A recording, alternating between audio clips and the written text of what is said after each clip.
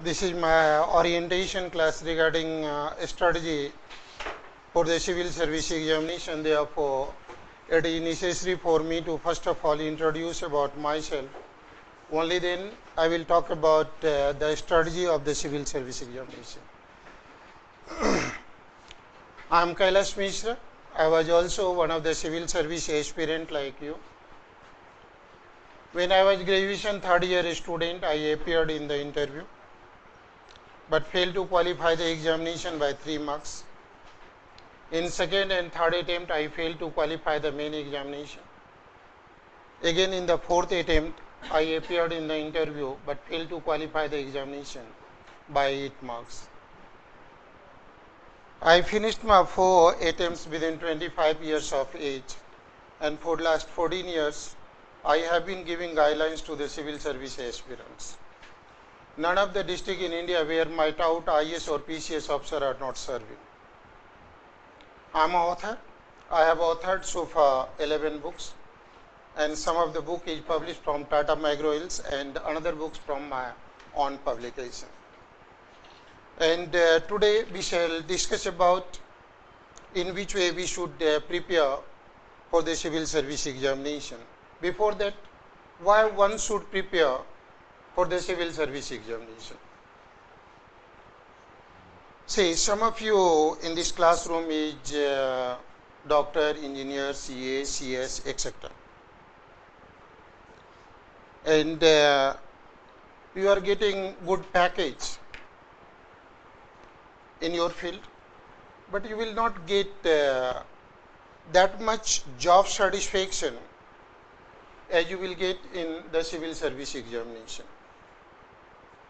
You may draw salary in lakhs as a doctor, engineer, CA, CS, but you will not get that much satisfaction. And this examination will give you name, fame, power, prestige, reputation, and plenty of scope to do something for the society. At the same time, you will be an integral part in the policy framing process of the country. Mainly politicians, our political executive is novice. You are giving them advice in which way policy should be framed. And in this sense, you are an integral part of the policy of the country. And as a civil service aspirant, you are all-rounder. But in the case of other examination, like doctor, engineer, CA, CS, you are specialized in particular field. But as a civil service aspirant, it is expected from you to know something about everything. Not everything about everything, but you must know something about everything. In this context, today we shall discuss about the strategy for the civil service examination.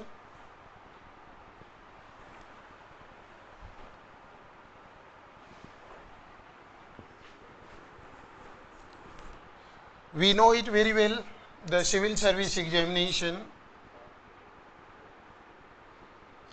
is 3 stages examination. First stage,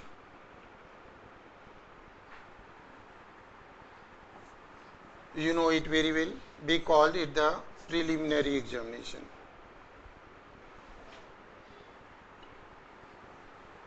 Preliminary examination.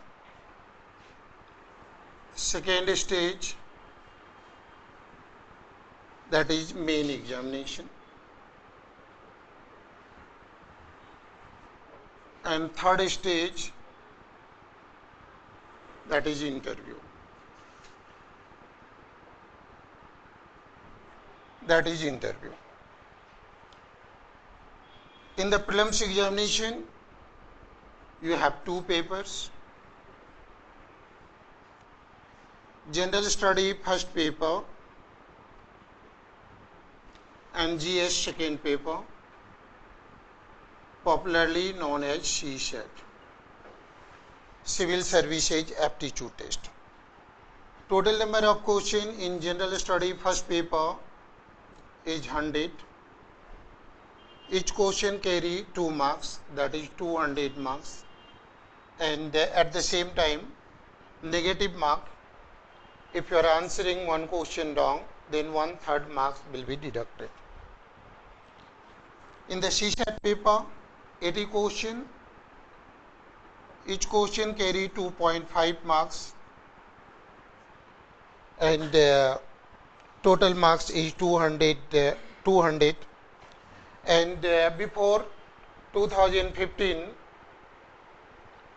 prelims examination, your result was declared on the basis of marks of GS first paper and second paper, but since 13th May 2015, CSAT paper is declared qualifying in nature. CSAT paper is declared qualifying in nature. Qualifying in nature means simply you will have to get 33% of marks, say 66 marks or say 27 question. Now, result is based on general study first paper. Your target should be 55 to 60%. Your target should be 55 to 60%. Otherwise, you are not going to qualify the prelims examination. Prelims result is usually PT result equal to vacancy multiplied by 12.5 to 15. Say for an instance, if vacancy is 1000, then 12.5 or 15. Then somewhere result will be 12,500 to 15,000. Now, in which way we will prepare for the prelims examination? First of all, we will discuss about the preliminary examination.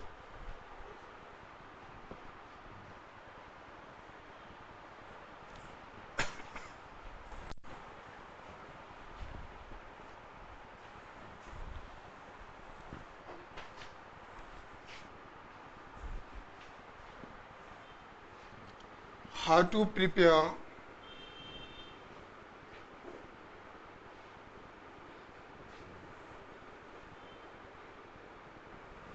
for the preliminary examination.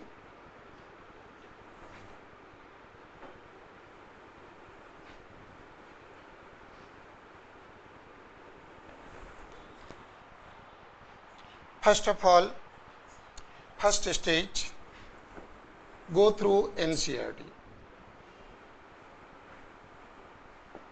Go through NCERT. Geography 6 to 12. Science and Tech 6 to 10th. Economy 11th and 12th. History 10 to 12th.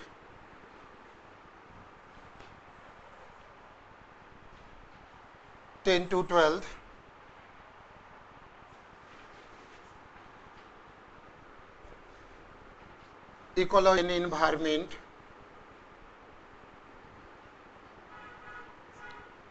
environment go through IGNOU material.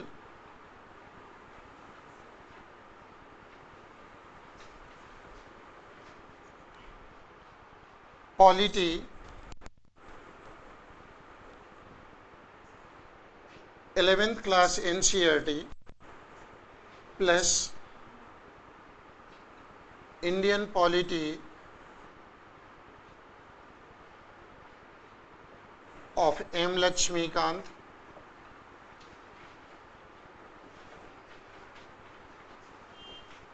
or DD Basu.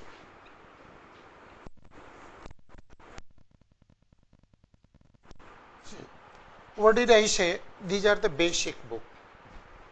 If you think after going through all these books, you will qualify the prelims examination, no. It will give you the basic information. It will clear your foundation, and thereafter you add these books from standard books. This is the first stage. Say, as I told you, NCERT book.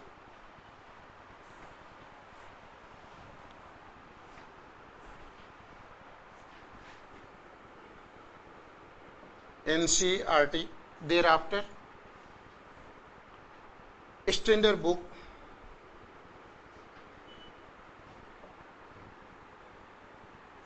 Thereafter, current affairs. Thereafter, current affairs. 3 stage. First of all, go through basic book. Thereafter, supplement it with the high standard book. Thereafter, supplement it current economy, current polity, current development in ecology and environment, current development in science and technology, current development in any other discipline. And prepare notes. First of all, prepare notes from NCERT book, and you will prepare notes only in one side of the page and leave the another side vacant, so that if you get any extra information from the standard book, then incorporate the same in your notes. And if you get something from the current affairs, then incorporate the same in your notes, so that you will enrich quality and quantity of your notes. And the point to be noted, notes should be prepared in such a way that you are not supposed to go through the book again, right? Because at the time of examination, it is quite difficult to revise all the foundational book, basic book, standard book, and current affairs, right? It is quite difficult. Therefore, notes should be prepared in such a way that you are not supposed to go through the book again. And another point should be kept in mind, that go through one standard book on each and every section again and again, instead of several books one. Right? This is the top secret. Because if you are going through so many books from particular section, it is quite difficult to revise. Once you have covered the standard book, then supplement it from other books, current development, current material, because it is not possible to revise different books at the time of examination. In this way, you will prepare notes. Now you will judge whether you are going to answer 60% of question of last 10 years with help of your notes. 60% of question of last 10 years with help of your notes. If yes, then your notes is complete. Otherwise, value addition is required. Now, another strategy beside this, copy 10 years question paper, 10 years previous question paper, and classify them. This question is related to history, this question is related to polity, this question is related to economy, this question is related to science and technology. Prepare one notebook on the basis of chapters. Say, for an instance, you are studying about polity. You have prepared certain chapter, say preamble. Another chapter, fundamental rights. Another chapter, DPSP. Another chapter, fundamental duty. Another chapter Indian Federal System. Another chapter Union Executive. Another chapter Union Judiciary. Union Judiciary. Now go through previous 10 years question. How many questions is asked from preamble in the last 10 years? Fundamental rights, how many questions were asked in last 10 years? Then DPSP, how many questions are asked in the last 10 years? In this way, you will come to know which chapter is important, where we should give attention. Right? Otherwise, you are studying different books and material, you don't know where we should give emphasis. Then your all labor will go in vain. So previous year question paper is the best guide. Kailash Mishra is not best guide. Your best guide is previous year question paper. It will give you the trend in which way question is being twisted, tilted, changed and interlinked with current affairs. That will give you the strategy, changing nature of the UPSC examination. This is the next step. Thereafter, see.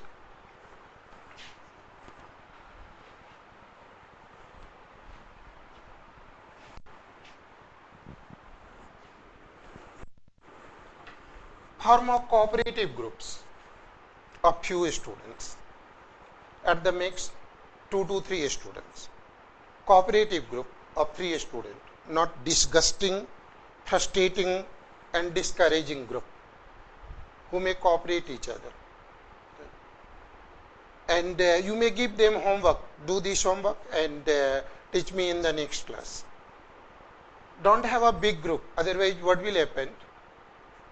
You will discuss the futile thing instead of the thing necessary for our examination. So cooperative group is necessary, with whom you can discuss about your problem and you can sort out your problem with assistance of those cooperative groups. Then types of question asked in the prelims examination. See, types of question.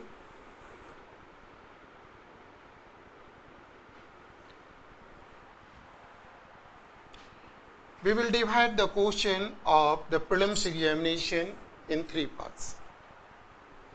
Easy question, easy question, difficult question and teaser question. I would suggest you to do first of all the easy question, which you know. Take up easy question first. Ignore the difficult question first, then attempt teaser question. Whenever I am talking about the teaser question, then teaser question appears very easy but difficult to answer. Try to understand with some illustration. Say for an instance,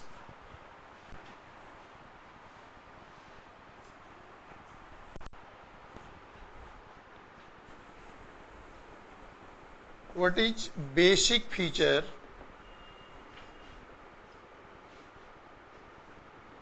of federal form of government?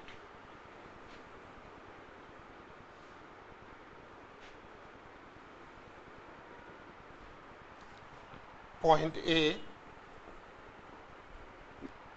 A,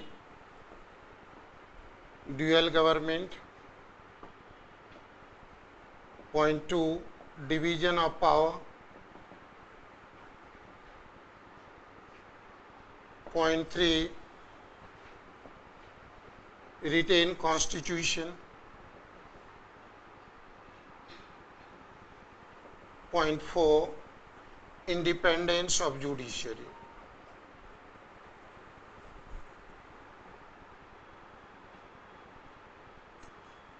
Now, see, now, what is the answer of this question? 1, 2, 3, 4. Yes. 3. Retain constitution. Yes. And what is the answer of this question? Answer of this question. What is the answer of this question, Vijayda? Yes, second. See, though all the options are right, all the options are correct. Then how would we answer the question? Then look into the chapter.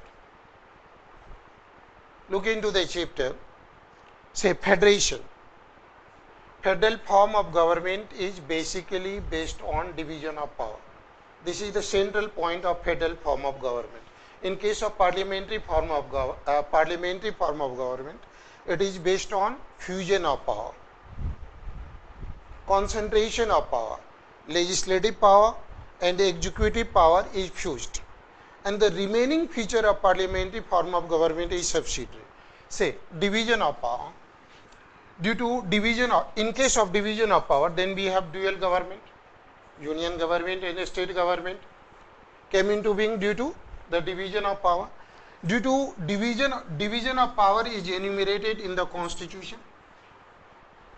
Division of power is enumerated in the constitution. For an instance, in our constitution, power is divided into union list, state list and concurrent list, right?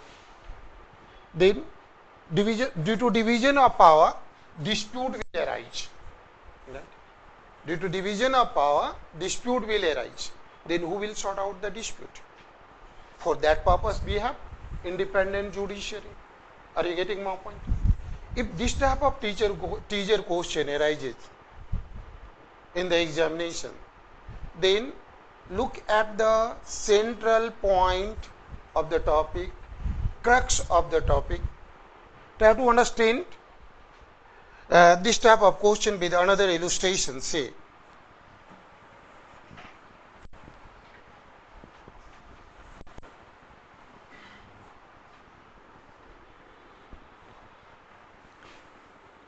region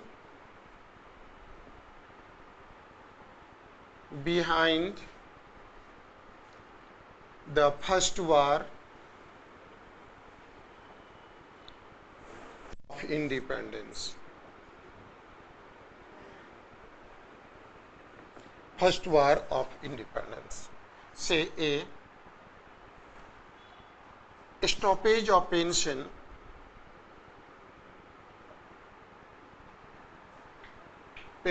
to Nana Sahib,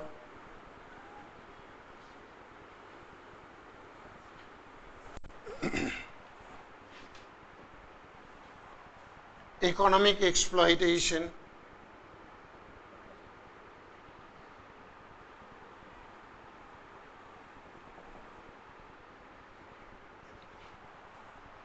greased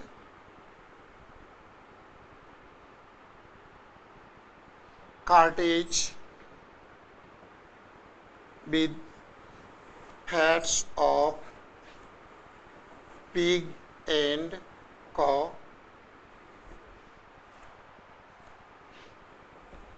the doctrine of Left's policy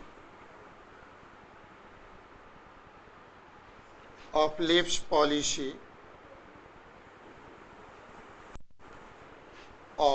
Dalhousie. Doctrine of Left's policy of Dalhousie. Now, Shivam, answer my question. Which one is right? A, B, C, D. Great cartage with fats of pig and cows. Yes, Rengbin, what is the answer of this question? Sure. Yes, Vishal. Bijeta. Yes. Right. Somebody stated greased cartage with fats of pig and cow. This was the immediate cause of the revolt of 1857 or the first war of independence. It was the economic cause. Answer is B. Economic exploitation. And even stoppage of pension of Nana Sahib was the economic causes. And doctrine of Left's policy of Dalhousie, thereby so many indigenous state might with the British provinces, and that created unemployment problem to different section of the society. Similarly, soldiers were dissatisfied because they were paid less salary in comparison to the British soldiers. Handicraft industries, handloom industry of India was sabotaged deliberately by the Britishers. So every section of society was facing the problem of economic exploitation. Therefore, economic exploitation is the central point around which each and everything moved. So, if this type of teaser question is asked in the examination, though it appears very easy, but quite difficult to answer. But if you apply your brain, then it is easy to answer the question. In case of this type of teaser question, think over the central point of the topic, central point of the issue. On the basis of that, you will try to answer the question, right?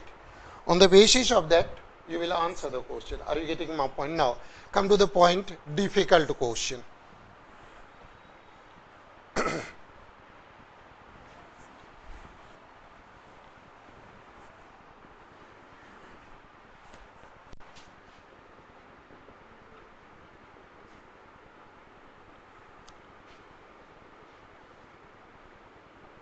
Difficult question. What should be our strategy in the context of difficult questions? Say, here you will follow the elimination process. Say, when we were preparing for the civil service examination, there was no negative marking. This negative marking pattern was introduced since 2007. And otherwise, when we were preparing, what we used to do, first of all, whatever we know, and thereafter we used to fill the blank. All the blank, either AAA, BBB, CCC, DDD, we used to do like that. Right. For your kind information, more than 95% student of our country do not know more than 45 to 50 questions of the civil service examination. More than 95% people of our country, they do not know more than 50% question. Right? But your selection is somewhere between 55 to 60%. I left the 5% student, and competition is between that 5%. So you cannot ignore even the difficult question. In case of this type of question, then your strategy should be, if you are in position to eliminate A, B, C, D, if you are in position to eliminate A and D confidently, point to be noted, then you are confident that answer will be either B or C. Then I will say go ahead. Then definitely click either B or C, whatever you think it is the best answer. Condition apply. You are confident that whatever option you have eliminated, that is right. Follow these tactics, and thereafter click anyone, either B or C. Are you getting my point? Not otherwise. If you are in position to eliminate only one option, say D, then it is gambling. Ignore this question. Right? Follow the elimination technique. Are you getting my point? Clear? Any question technique? Are you getting my point? Clear? Any confusion till this extent? Regarding the prelims examination, now come to the point, main examination.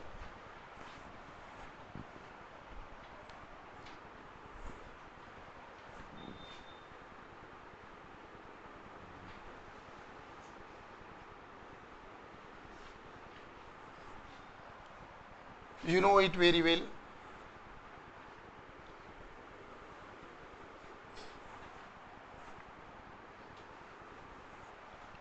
In the first paper of main examination, there is A shape.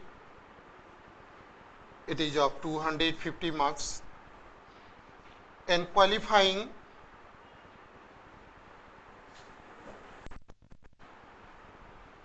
modern Indian language and English, that is of 10th standard, is of 300 marks. It is qualifying in nature. But marks of essay will be included in your result. But if you fail to qualify the examination, then your result will be held up. Now come to the point, general study. We have 4 papers of general study. GS,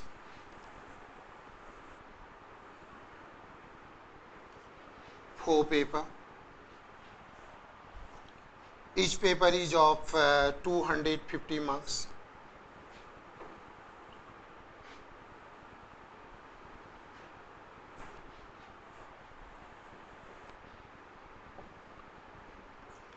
First paper, you know that history and geography.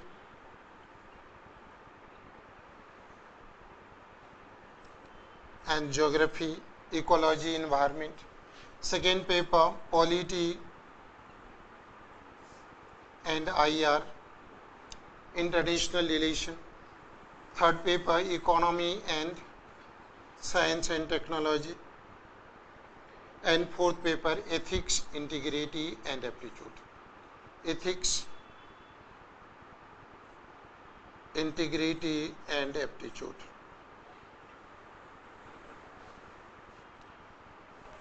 And beside that, one optional subject. It is of 2 paper, first paper, optional first paper, 250 marks, optional second paper, 250 marks. Then in this way, our main examination result is based on 250 marks, 1000 marks and 500 marks, that is 1750 marks. It will decide your rank in the examination. Usually cut off in the last 10 years is 40 to 45%. Right? Usually cut off is somewhere 40 to 45% in the main examination. Now come to the point, what should be our strategy regarding the main examination?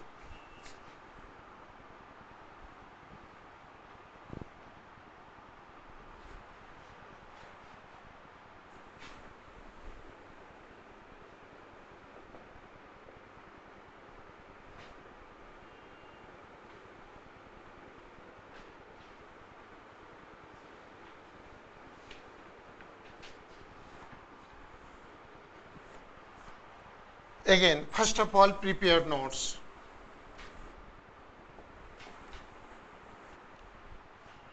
From the standard book, and that note should be supplemented by the current affairs and current development in the each and every section. And thereafter go through previous year question paper. Previous year question paper, in which way, and draw a flow chart. Draw a flow chart, say, first of all, write down syllabus this side. Syllabus.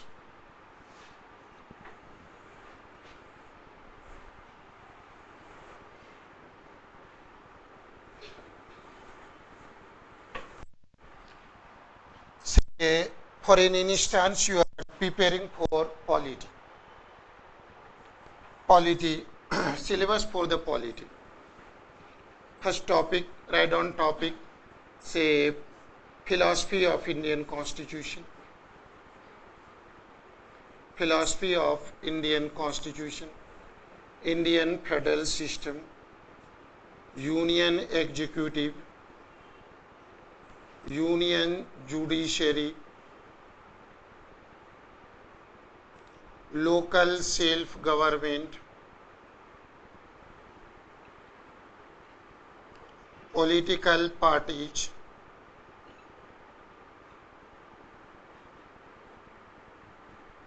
Now,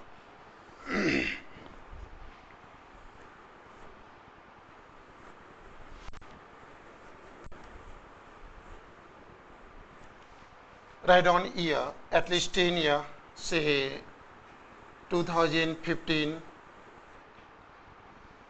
2000, prepare 10 years, say 2006, 2007, 2008 to 2015, 2009, say 2015. From which section question is being asked in the examination, right? From philosophy of Indian Constitution, if there is frequently question is being asked from here, then we will give emphasis. Right? Draw a flow chart in this way. Draw a table and paste that table in front of your study room. Then you will come to know in which way question is being asked in the examination, and prepare this type of table of each and every section: polity, economy, international relation, geography, ecology, environment, science tech, and paste it in front of your table.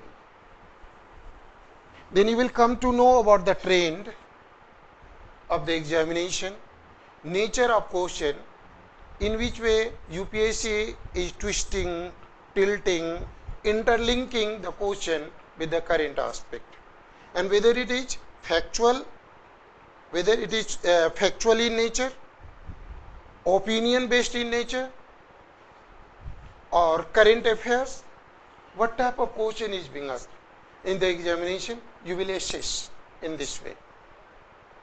Then next stage,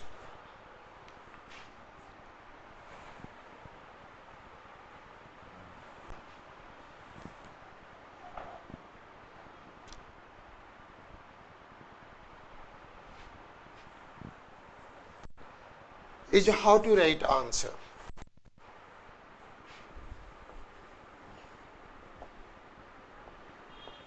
How to write answer? First of all, introduction. In which way one should write introduction? Introduction should be written in such a way that whatever you are going to write in the main body should be reflected in the introduction. Right? Are you getting my point? And main body should be interlinked with the introduction. Main body should be interlinked with the introduction, point to be noted. Right? And thereafter, another question, as I have confronted with my students, that in which way one should write the main body. There is great debate in this context whether main body should be written on paragraph basis or on point basis. Say, I would suggest you first of all write on short paragraph and write on point. Interlink the paragraph with points, because maximum words in our main examination in general study section is 250 words, and in the optional subject 300 words. If you are writing in paragraph,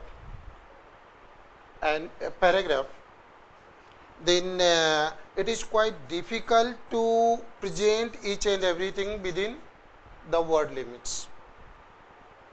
Or at the same time, what happens if you are writing anything in paragraph, then you are explaining the paragraph, then you are explaining the same point in detail. Right? Same point you are writing in 50 words, 60 words, and gradually what happens, you fail to manage the time limit. Therefore, I would suggest you to write answer in write answer on point basis, and first of all write a small paragraph and then link it with point, then gives heading, subheading, etc. Right? Then next aspect is conclusion. Conclusion. In which way you will write conclusion? While writing conclusion, certain words should be kept in mind. Your answer should be, your conclusion should be suggestive,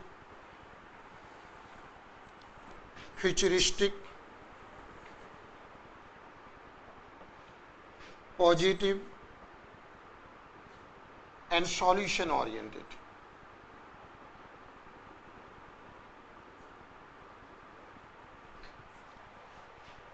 See, whatever you have written in the main body, do you want to give any suggestion in this context? What will be implication of that aspect for future society? And positive, say, even if you have criticized in the main body, even then I would suggest you to conclude your answer with positive note. And at the same time, keep in mind, your conclusion should be solution oriented as well. Right? Say, whatever I am telling you, this is not the hard and fast rule. This is not the only one way to prepare for the civil service examination. I don't claim that this is the best way to prepare for the civil service examination or to write answer. But after evaluating answer of so many students in my classroom, and after talking with my successful students, I deduced conclusion, whosoever followed these tactics, they got good marks in comparison to other students. Though this is not the best way, I don't claim that this is the only strategy, but after interacting with my successful students, I deduced this conclusion, whosoever presented answer in this way, they got good marks in the examination. So your study should be, while writing answer in the main examination, brief paragraph, link with different points, then give heading, subheading, and give table, flow chart, diagram, if possible. Everywhere it is not desirable and not possible as well. Right? Wherever it is possible, give table, flow chart, diagram, and if it is not desirable, then don't write.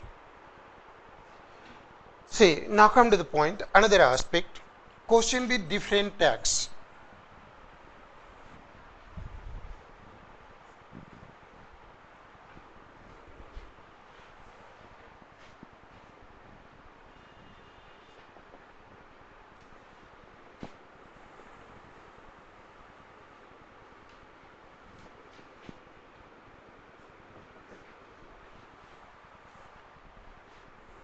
See, sometimes question may be comment, sometimes question may be discuss or explain, sometimes question may be with prefix like analyze,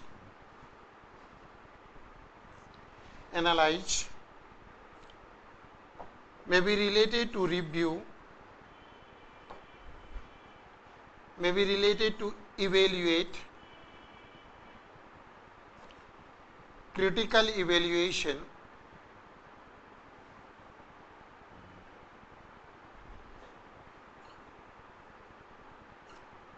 examine,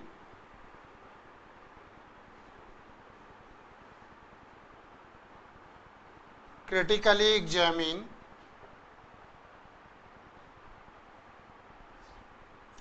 illustrate or elucidate, then in which way we will write answer. Now, if question is related to comment, for an instance, then your format should be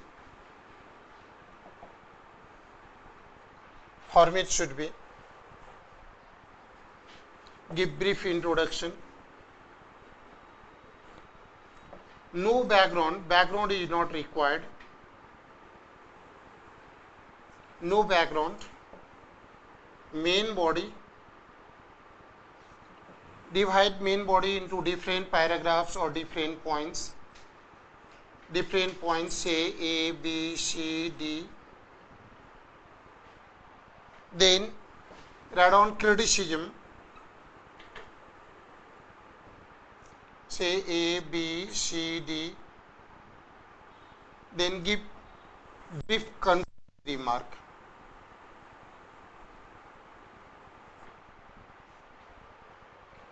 Say, at the same time, keep in mind, your main body should be referral in nature.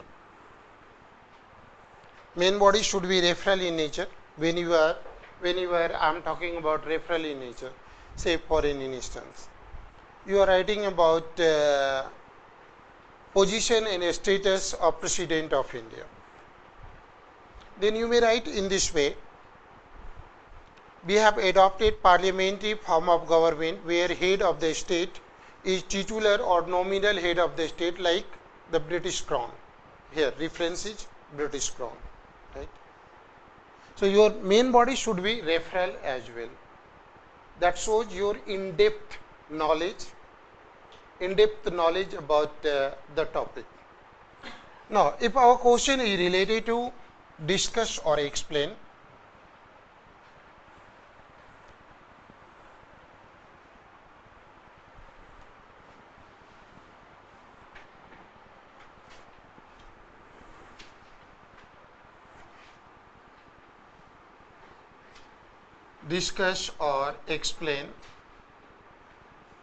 then in which way you will write your answer? First of all, give brief introduction. Thereafter, give background as well. Then write down main body. Divide main body into different paragraph or points, whatever you like. Though I would prefer points. Then criticism. Divide criticism into different parts. Then conclusion. Point will be noted. As I have taught you, that introduction should be written in such a way that should be interlinked with the main body, right? Now, whatever you have written in the introduction, from introduction start the main body, link this point, this point, this point, or this paragraph. Whatever you have written in paragraph A, give criticism in paragraph A, give criticism in paragraph B, give criticism in paragraph C, and give criticism in paragraph D. Right? So in this way, your answer will be an organic whole. Right? Clear?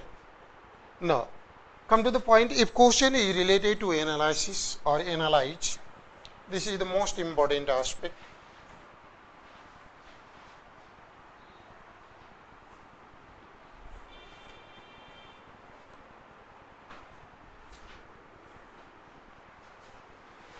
If question is related to analysis or review, before writing answer of this question, certain aspects should be kept in mind. That your approach should be realist and nationalist. Second one,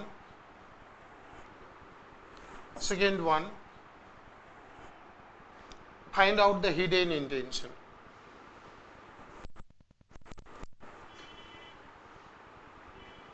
Hidden intention. The pro-government, say democratic. If I say your approach should be realist, and nationalist.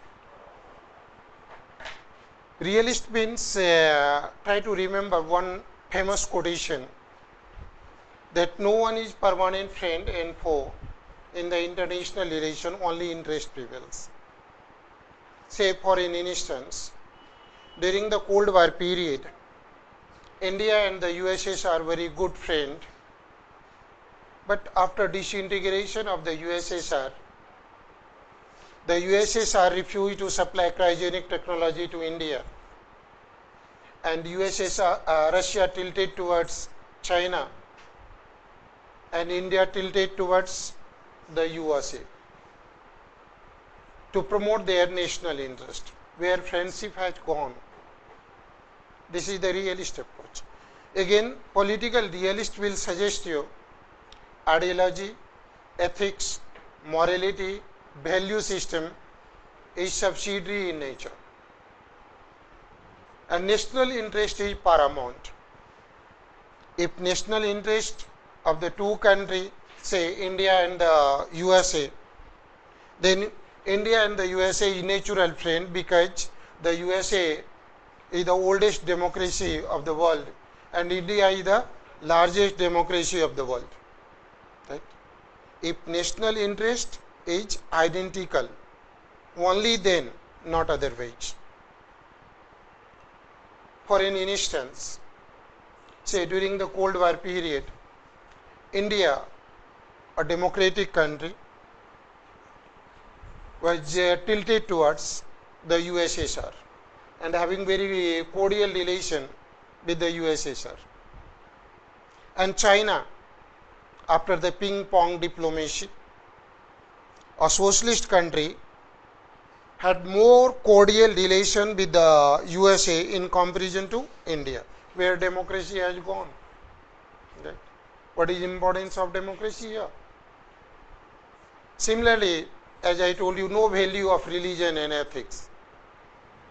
Say, most of the Gulf countries having animosity against each other. Say there was 8 years war between Iran and Iraq, 1980 to 1988. Both are followers of Islam. Where religion has gone? What is the importance of religion?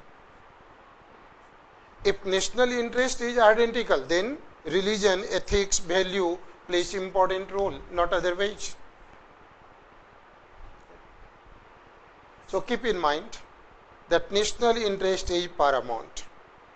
You must be nationalist and realist. And thereafter we will take into account the different aspect of relation. Are you getting my point? Then find out the hidden intention. As I usually teach all the students, what is meaning of hidden intention? Try to understand this by this quotation. If diplomat says yes, he means perhaps. If he says perhaps, he means no. And if he says no, then he is not a diplomat. What do you mean by this? Say if Barack Obama visits India and say that India is not a rising power but has arisen, then there is certain hidden intention. Hidden intention, certain expectation of the USA from India. Highlight that point. Instead of writing this fact, Barack Obama stated like this. Similarly, when PM Modi visited Japan, we all know through the newspaper and magazines different agreement was made and Japan announced that it is going to invest $20 billion in India, and at the same time Japan is going to assist India in the Bullet project. This is the fact. And at the same time Japanese premier stated that India is not a strategic partner but a special strategic partner. Now question arises, what is meaning of a special strategic partner? Simply, if you are writing that this type of agreement is made between India and Japan, then you are not going to get good marks in the examination. What will be implication of this visit on China, on the ASEAN country, on the USA and other countries of the world? That should be highlighted. In which way relation is changing in the contemporary global scenario? If Prime Minister Modi goes to America and America is giving grand welcome to Mr. Modi, then there is certain hidden intention. Right? Highlight that hidden intention and its implication on different countries. Take into account the strategic aspect, political aspect, economic aspect and other substantial aspect. Only then you will get good marks in the examination, not otherwise. Particularly if question is related to international relation. Say pro-government, you are going to be an integral part of the system. And even then you are criticizing the government, it is unjustified. Your approach should be pro-government and democratic. When I am talking about democracy, in democracy it is stated vox populi is vox God, voice of people is voice of God. And people is God. Voice of people is represented by the representatives of people, say our MLA and MP. They are representative of God, right? And you are servant of the God. As a public servant, as an IAS, IPS, you are servant of the God, and our MLA and MPs are representative of God. Then it is expected from you that whatever law framed by our representatives, as a bureaucrat, it is expected from you to implement the same without having any personal prejudice. Right? As a bureaucrat, it is expected from you. Be pro-government. Your approach should be pro-government because you are going to be an integral part of the system. Clear? Now, come to the point. Now, in case of analysis, your format should be give introduction, background, if necessary, to justify your answer.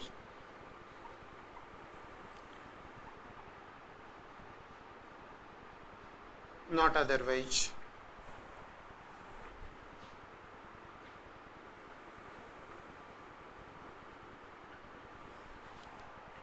Then again main body.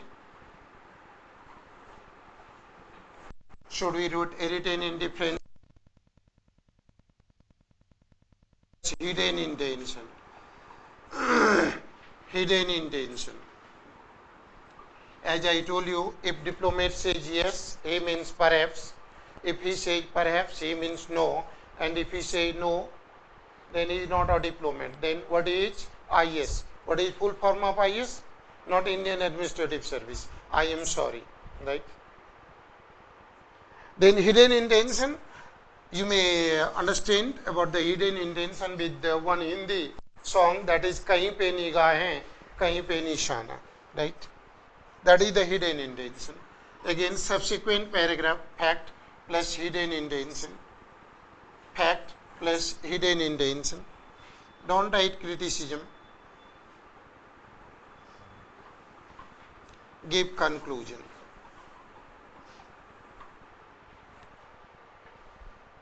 This is the format while writing analysis or review type of question.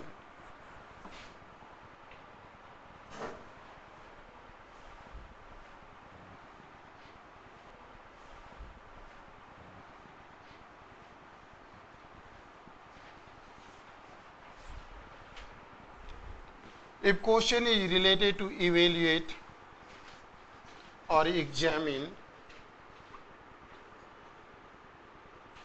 then you will follow the following formats. First of all, give introduction, no background, write main body, divide body into different,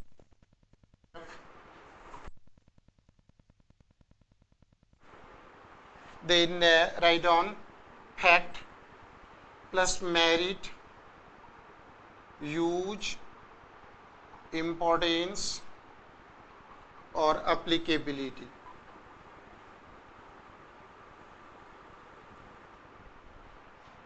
Then again fact, merit, use, importance, applicability. Fact, merit, use, importance, applicability. No separate criticism.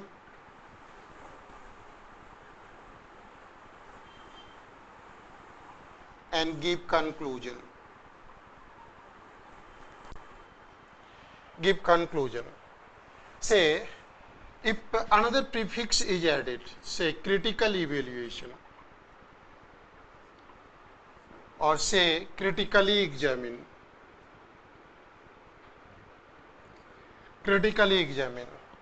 then we will incorporate in the same paragraph like merit, use, importance. Thereafter we will add demerit or criticism in the same paragraph, demerit and criticism in the same paragraph. If critical evaluation is added, critical or critically examine, only then we will incorporate this, not otherwise. And if you are writing on point basis, then first of all write merits, all merit, and there below that all the demerits. Right? If the term critical appreciation is added. Are you getting my point?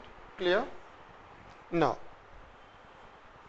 if question is related to illustrate,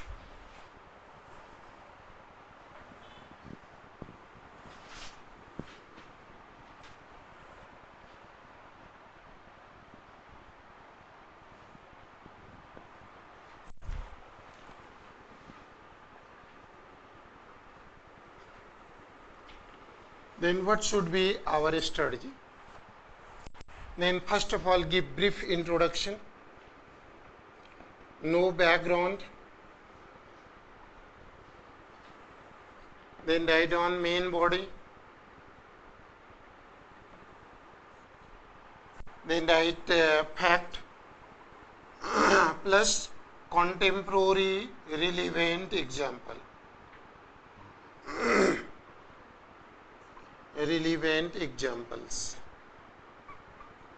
Say for an instance, as I told you earlier, no one is permanent friend and foe in the international relation. Only interest prevails. This is fact.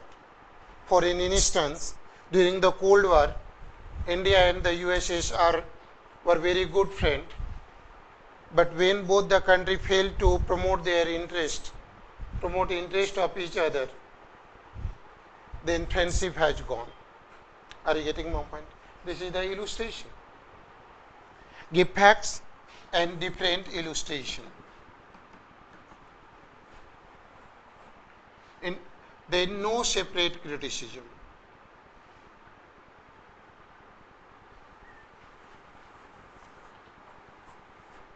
This is the way to write answer of the question with different facts. Now come to the point.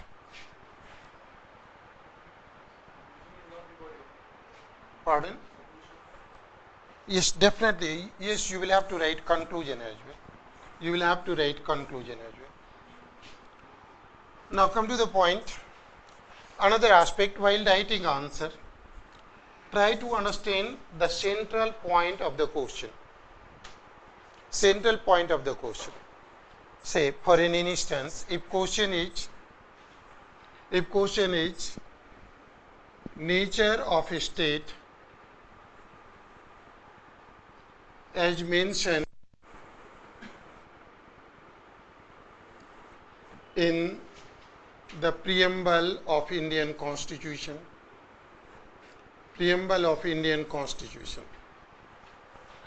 Then think over the central point of the question.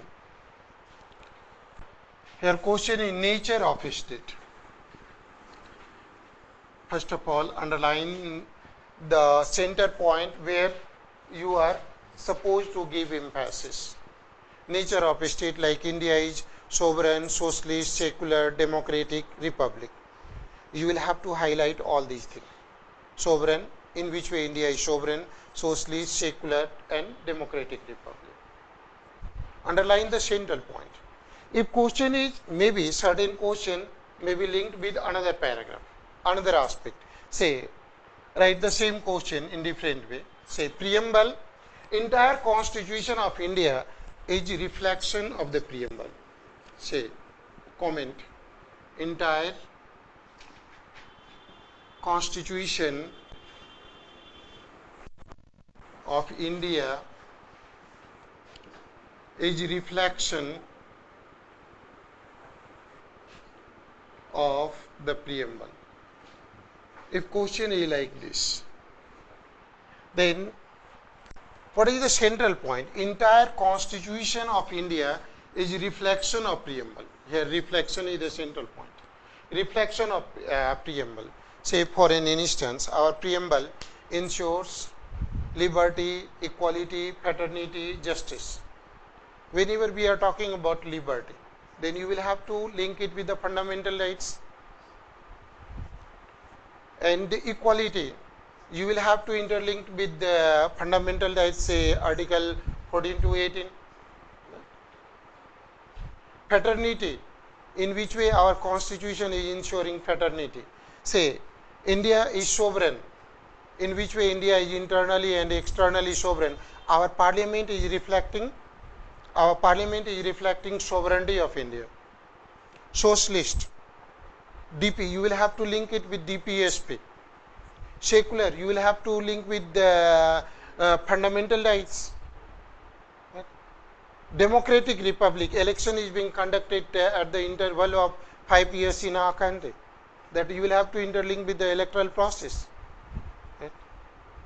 Republic, head of the state is elected instead of nominated. You will have to link it with the union executive, with the president.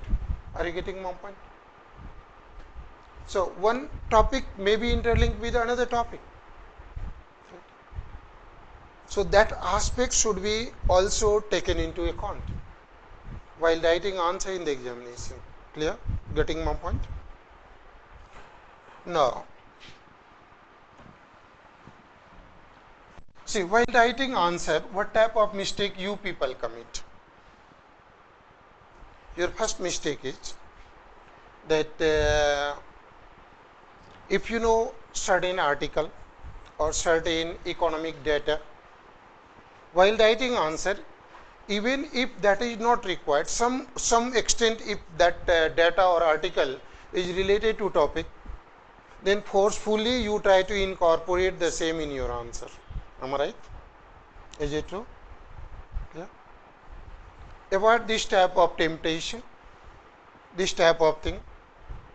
Another point, what happens while you are writing answer, if you don't know anything, then you are repeating, elaborating the same point in detail and simply to fill the pages. Right? Avoid this type of temptation. This is not graduation examination that if you are filling up all entire pages, you will get good marks. So here quality is important instead of quantity. Right? If you don't know, then don't write. Simply don't write. If you know only few points, write on only few points. Don't try to fill up the pages. Save time and give that time in the question in which you are more confident. Right? Allocate that same time in that aspect. Right? And at the same time, keep in mind one fact. Try to maximize your marks by answering all the questions. Right? Then you will get more marks, because if you know only 10 questions out of 15, then that is another case. But if you know all the try to answer all the 15 questions, then you will get more marks in comparison to writing only 10 questions in detail and effectively. Even then, if you are answering all the 15 questions, you will get more marks. Getting my point? So your strategy should be to maximize your marks by answering all the questions. Say for an instance, if you don't know some question, then allocate that times to another question, right? Otherwise, try to attempt all the question. Say again, another aspect should be noted in this context. For last few years, UPSC is asking out of box question, and only few people knows about the answer of the question. In the section of art and culture, in the section of science and technology, then avoid that type of question. First of all, give emphasis on conventional question, conventional topic, instead of venturing into the unconventional thing which you don't know, which you cannot have command. So first of all, emphasis should be given on the conventional aspect instead of venturing into the deep ocean, right? First of all, give emphasis on the section where material is easily available. Now come to the point. Now we will discuss about essay.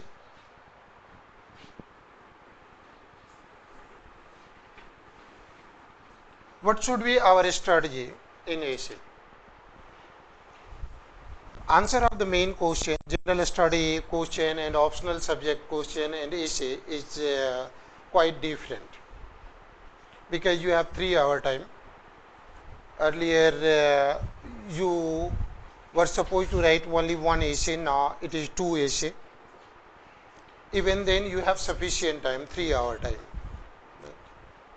While writing essay, your first step should be prepare synopsis.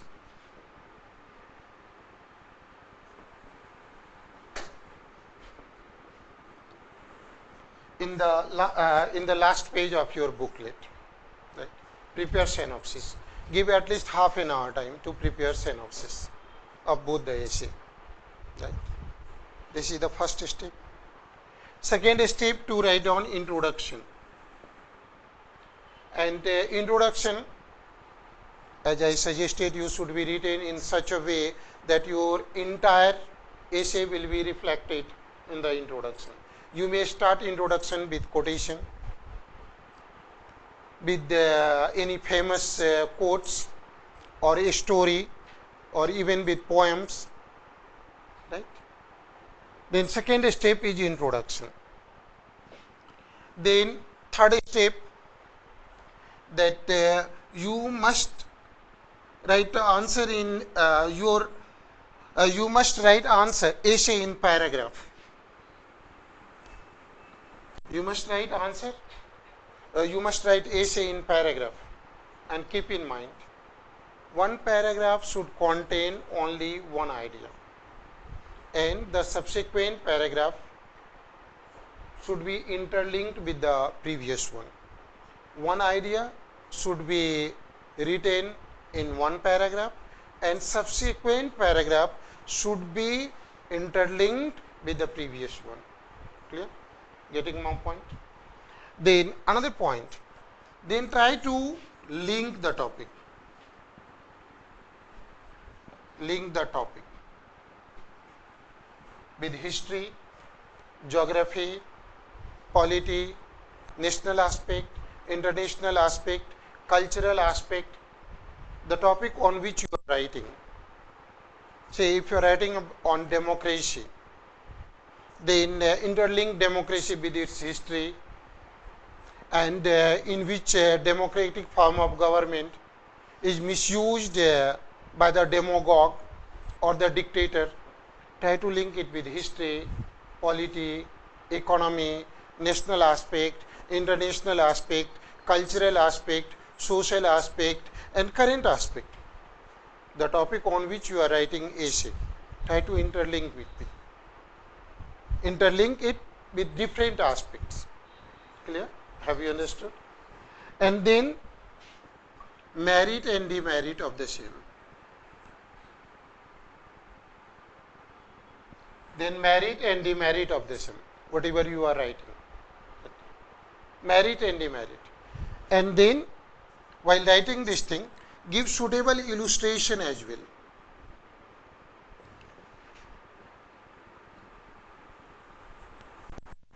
Give suitable illustrations. Getting my point? Clear?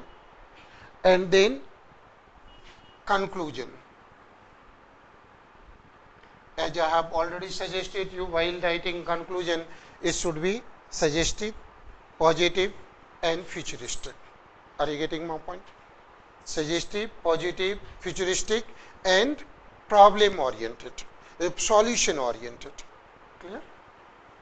Now, this is all about essay. Now we will discuss about interview.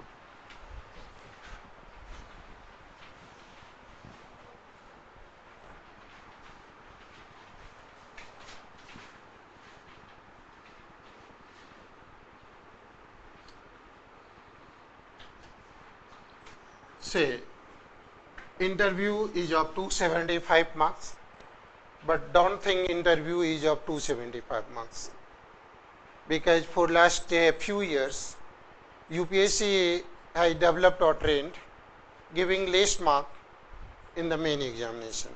As you know, usually cut-off marks is 40 to 45%, somewhere between 40 to 45%. That is the cut-off marks. And nobody is getting more than 50% marks in the main examination.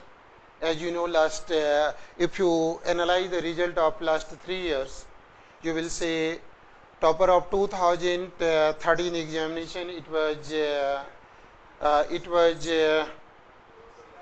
no, Haritha Kumar, the topper of 2013. She got 53% marks, and 2014 was Gaurav Agrawal. He got 48% marks, and 2015 Ira Singhal, she got 53% marks. Right? Usually UPSC is not giving more marks in the main examination, but in case of interview, they are giving very good marks. My one student whose name is Sadiq got 210 marks. 210 marks in the interview. My one student got 225 marks. 225 marks in the interview out of 275 marks. Usually the difference between the cut-off marks and the marks achieved by the toppers is less difference between the two. The cut-off marks and the marks of the topper in the main examination, difference is not too much, but it is the interview which creates huge differences between the cut-off marks and the toppers.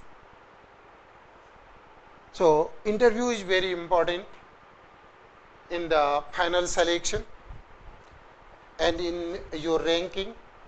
So in which way we should prepare interview? You cannot ignore interview. While preparing for the prelims examination, keep in mind about your interview as well. Now, how to prepare interview? First and foremost aspect in the interview, that is current affairs. Go through last 6 months current affairs and develop your opinion on the current issues. Right? One thing I want to tell you that more than 70% question of interview can be predicted, right, on the basis of the current affairs. Right? Can be predicted. The people whosoever taking your interview, they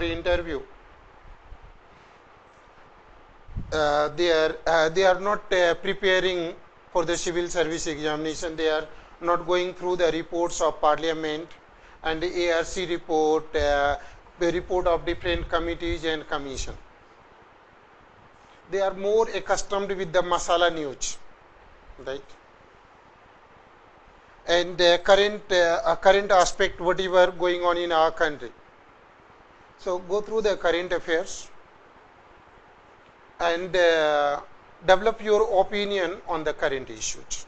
In this way, more than 70% question will be asked from that section. This is the first aspect where you will give emphasis. Then detailed application form.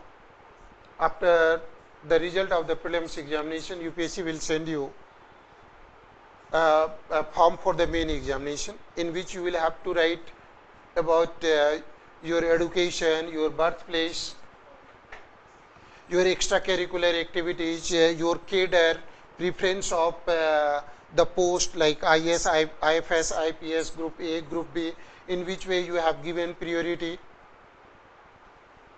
and choice of cadre you have given. These all things you will have to mention in your detailed application form, right? So detailed application form should be filled up carefully. You should consult your mentor, your senior, or the successful candidate, and whom you think competent enough to give you guideline. So all the aspect of detailed application form should be prepared sincerely. Then another point should be kept in mind while you are going to appear in the interview, your subject in graduation. Say for an instance, you are an engineer,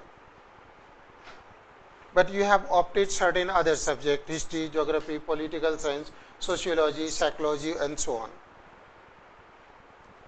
You have already forgot whatever you have studied in your graduation. Even then, I would suggest you go through the current development of your graduation subject. Current development of your graduation subject. But you must have command over the optional, whatever you have opted for the main examination. Are you getting my point? Clear? The next aspect, that is place of birth. Place of birth, say for an instance, you hail from Uttar Pradesh, and particular say Balia district of Uttar Pradesh. What is meaning of the term Balia? And eminent personality of Balia, art and culture of Balia district, certain peculiarities of Balia, caste politics, communal politics, and if any eminent personality of your village, of your mohalla or your district, that should be covered first. Thereafter your state. Say you hail from Assam, right? Assam. Then art and culture of Assam, music of Assam, politics of Assam, caste politics, communal politics, problem of Ulfa, eminent personality from Assam, freedom fighters from Assam. You must know about that, right? First of all, your birthplace, thereafter your home district, thereafter your state, thereafter India, then the international scenario. Usually I teach my student, this is not hair but antenna of the civil service aspirants. So your antenna should be opened. So birthplace, and thereafter you must know about your hobby. What is your hobby? What is your hobby? Just tell me. Yes, what is your hobby? Singing song. Now, who is your favorite singer? Melody, a song, pop song, a rap song. What type of song you like most? Who is your favorite singer, music director? Which song you like most? You must prepare in detail about your extracurricular activities, say hobby. Then another aspect I will say, that you must be honest enough while appearing before the interview board, while answering the question. Keep in mind one thing, that nobody is perfect. Your prelims examination is a test of your overall personality. as I told you, you must know something about everything. Only then you will qualify the prelims examination. So your all-rounder personality is being judged once you have qualified the prelims examination. Then second step is main examination. That main examination is judging your coherent of idea, coherency of idea. If your idea is coherent, only then you can systematically present your answer on the notebook, not otherwise. Once you have qualified the main examination, then your coherent idea is being judged. The next aspect is interview. Interview is not your knowledge test. It is your personality test. It is test of your integrity, honesty, humanity, leadership quality, organizational quality, etc. And therefore, if you don't know, I am giving you one mantra regarding getting good marks in the interview. Say, if you are giving 100% answer superficially, that is argument for sake of argument, you are not going to get even 30% of marks. If you are giving only 30% answer effectively, then you may get good marks in the interview. You can easily get more than 50% marks in the interview, even if you are answering 30% of question effectively and honestly. You can easily get. Don't try to bluff the interviewers. Don't try to misguide them. If you don't know, simply apologize. I don't know. Because no one is perfect. Have you ever seen any perfect people? I am asking question to you all. Have you ever seen any perfect people? Nobody is perfect. So if you don't know, simply say I don't know. Right? And don't try to bluff. Don't try to be smart and fool another people. Right? Then you are not going to get good marks in the interview. Then at the same time, while answering before the interview board, your approach should be realist and nationalist. They will ask you different type of question. If you are casteist, communalist, regionalist, then you are not going to get good marks in the interview. And most probably you will not qualify the examination.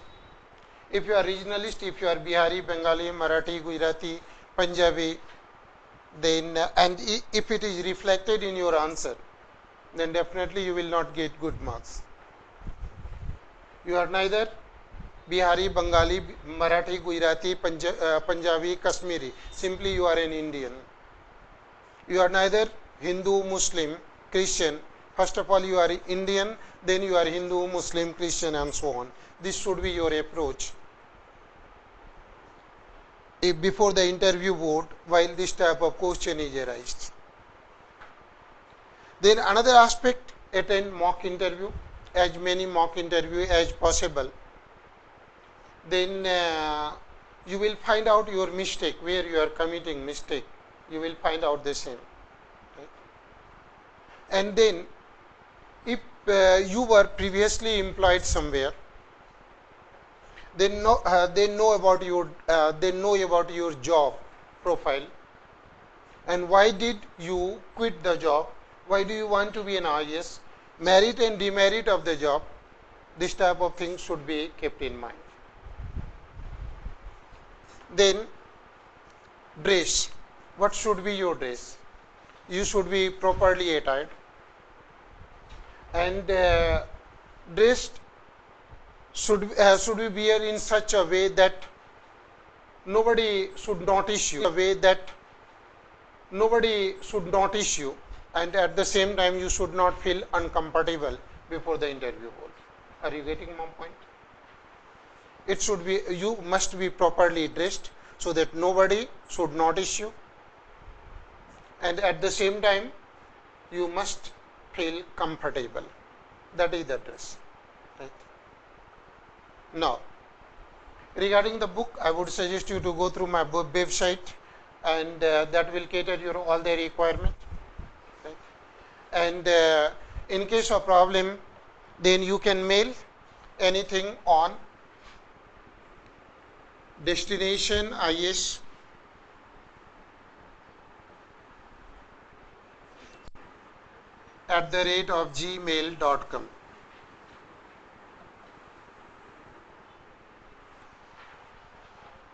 This is all about the strategy for the civil service examination. I would suggest you all to go. Good night.